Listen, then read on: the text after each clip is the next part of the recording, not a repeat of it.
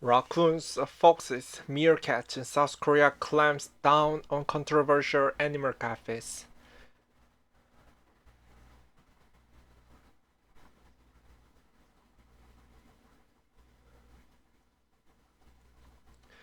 Seoul, South Korea CNN. Caged behind the glass, the plump the raccoon runs for a few seconds on an exercise wheel before plumping back down on the floor. In the next enclosure, the pair of prayer dogs perch on logs under the glaring artificial light of the overhead lamp. On the other side of the partition, delighted customers sip lattes and snap the selfies with the animals in the scene that is playing out across South Korea. Animal cafes have exploded in popularity in the country over the past decade, first with the cats and dogs, then to increasingly unusual wildlife species in the age of online virality.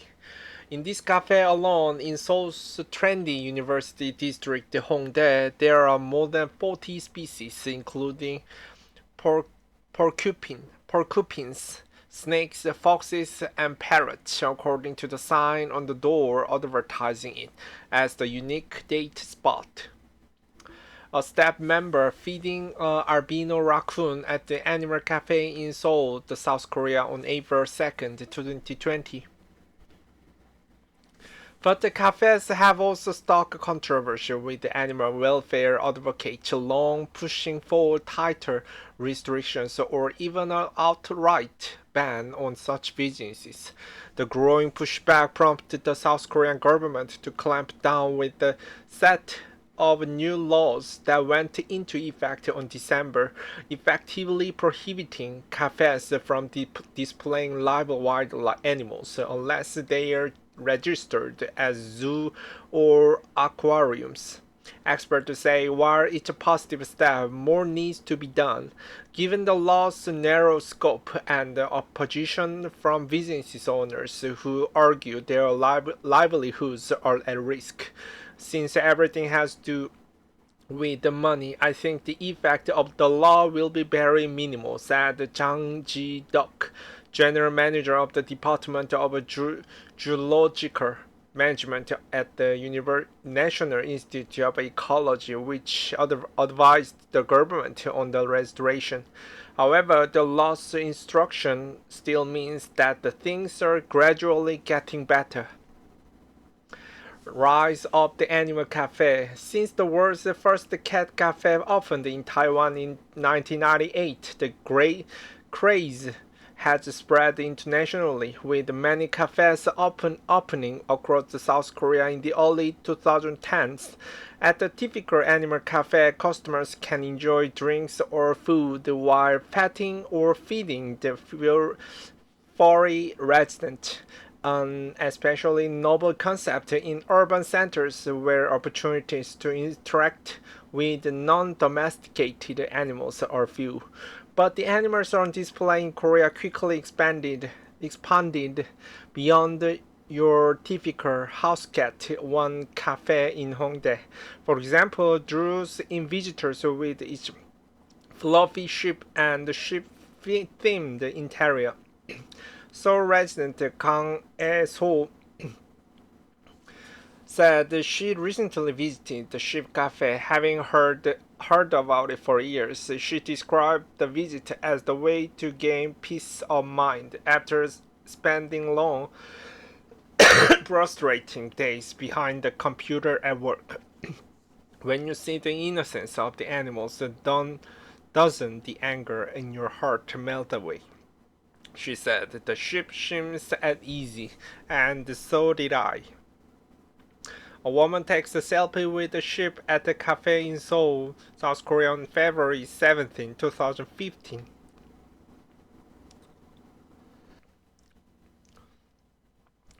Until the recently amended law, there are few regulations in place. Under the previous Animal Protection Act, it was only illegal to collect or trade endangered species.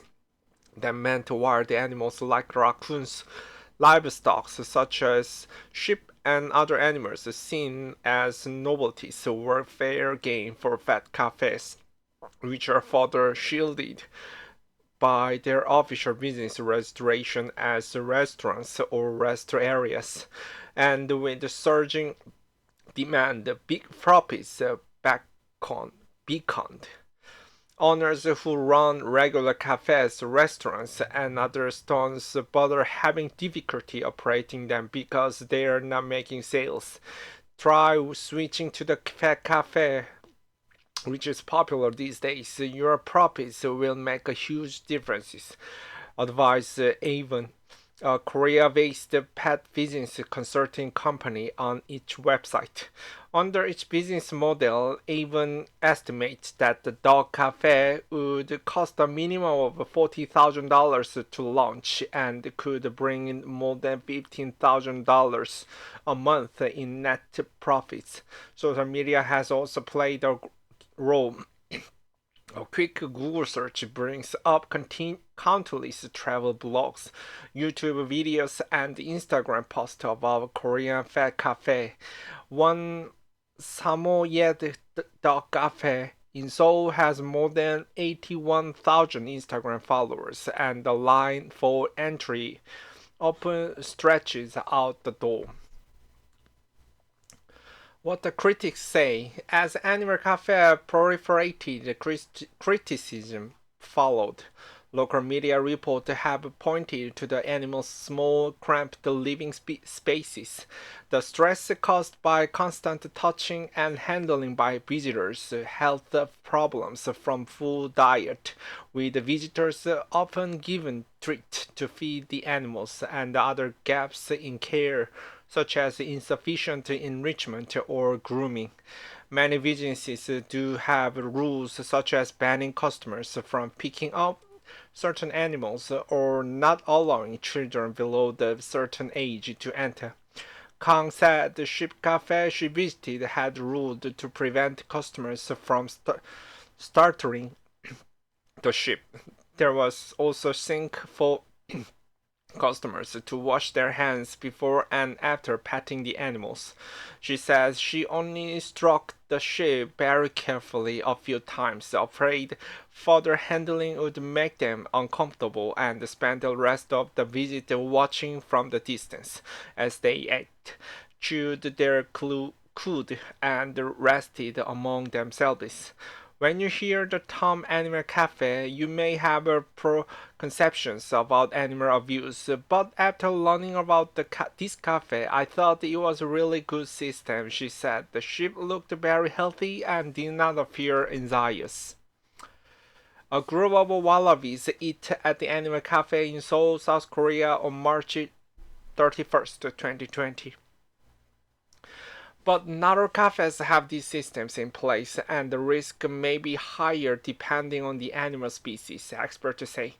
Through physical contact, not only are the animals affected, but it can also affect those who are touching them as well, such as the possibility of a zoonotic disease spreading.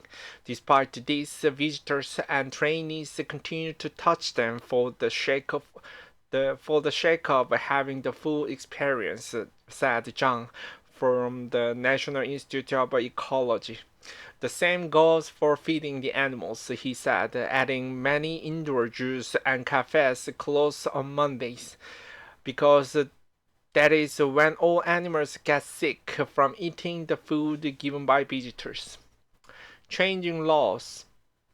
Despite years of lobbying, previous attempts to introduce regulations have stalled, including the proposed amendment to Animal Protection Act that ultimately failed. But Zhang said the new restoration enacted last month reflects growing concern in the government towards the cases of venomous and dangerous animals being displayed and sold indiscriminately in the country, as well as growing pressure from the public. Under the new amendment in the Wildlife Protection Act, one facilities officially registered as zoo or aquariums are allowed to exhibit live wild animals. Existing animal cafes now have 4 years to either obtain restoration as a zoo or aquarium or shut down, according to the law, with the grace period intended to minimize any animal abandonment by cafes closing. A lot of raccoon and other animal cafes closed due to COVID-19. Zhang said. The reality is, with these cafes shutting down, a lot of these animals are being abandoned, and the places that are supposed to take them in are also closing. A cat sits on the table at the Fat Cafe in Seoul, South Korea on April 2nd, 2020. A government-run shelter for abandoned endangered animals is at risk of overflowing, so the Environmental Ministry is now building new such facilities, including one for non-endangered exotic wildlife, she said. Zhang added that the licensing for zoos and aquariums set certain standards for animal enclosures, staffing and personnel, disease and safety management, and epidemic demands regular inspections. With this, I believe a better environment for animals will be provided as there is more enforcement of education on animals' welfare, Zhang said. But the law has worried some business owners who say the government's measures don't do enough to cushion the blow to cafes or their resident animals. Gu Zhonghwan, the owner of the Meerkat Cafe in Seoul, said she's at a crossroad on whether to make a legal dispute to close his business or apply to be licensed as an indoor zoo. Given the grace period, he plans to keep his business open for now, but expressed concern about other cafes potentially abandoning their animals. The law prohibits animal cafes, but it doesn't provide any alternative or solutions such as what to do with the animals. The government should have thought about that, he said, adding that she would keep his meerkats even if his cafe eventually closed. I have to keep them for the rest of their lives as they are my family, he said. I have a duty to look after them. Next steps. On the other side of the debate, some activists and advocates say the law doesn't go far enough because it only focuses on cafes displaying wildlife, meaning cafes with animals classes as the pets or livestock are exempt from the regulations, whether that be dogs and cats or parrots and sheep. These exceptions could be taken advantage of, Zhang said, adding that animal welfare laws are not as strongly implemented in South Korea compared to some European countries with stricter rules. However, he said authorities are unlikely to expand the law to include pets and livestock, which could decimate the animal cafe industry and the small ranch across the country. A staff member holds the wallaby at the animal cafe in Seoul, South Korea on March 31st, 2020. Because the owners of these businesses have the right to survive, I don't think the state can enforce it, he said. It's like a double-edged sword. Some people are telling us that we cannot take people's livestock away, while animal rights activists want all these establishments to close their doors. Further proposals are in the work. The government-owned National Institute of the Ecology has suggested guidelines like introducing educational programs at animal cafes, requiring visitors to put on gloves before handling animals and limiting them to only a minute or two with each animal, Zhang said. And while progress is gradual, he's buoyed by the new laws. It's nice to see It's nice to see how the things that I once hoped for are slowly becoming a reality, he said, adding that the next step is securing more funding for zoos and aquariums to improve their facilities. I'm positive that our country can do it.